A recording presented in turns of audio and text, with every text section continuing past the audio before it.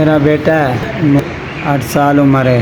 मैल सी भी आड़ी तो आया है, बचपन तो गुर्दे फेल हैं। पेशाब वाली नाली लगी हुई है इनू 6 साल हो गए नाली लगी हुई है। और मेरिया 4 बेटियां ने, इनू बचपन तो गुर्दियां का मसला है। चिल्टरन तो लैन पवाई सी इन्नी डाल चल तो बाद लैन खराब हो गई। मैं बड़ा गरीब आदमी हाँ, मजदूर बंदा, फैक्ट्री काम करना, मजदूरी भी करना। मेरा बेटा है बीमार हो गया, छोटा इलाज तो भी डरदा है।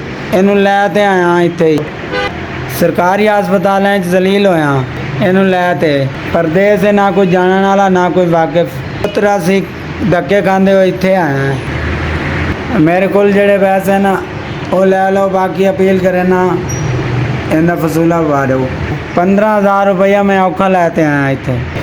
15,000 तो उत्ते मेरे को 1 रुपया ही नहीं है। बच्चे की जान बच वजे, थोड़ी मेहरबानी है। मैं हाथ जोड़ के मांगता, मेरे बच्चे की जान बच वजे। बड़ा मजबूर हाँ, मेरी मदद करो, मेरा बच्चा बहुत बीमार है। अल्लाह वास्ते मेरी मदद कर दो।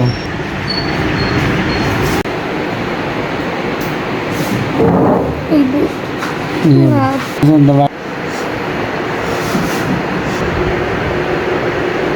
10,000 इदारे का बहुत बहुत शुक्रिया। तुसी मजबूर आदमी की 10,000 मदद की। मेरे बच्चे के फस्तूले का 10,000 तुसी दिता है।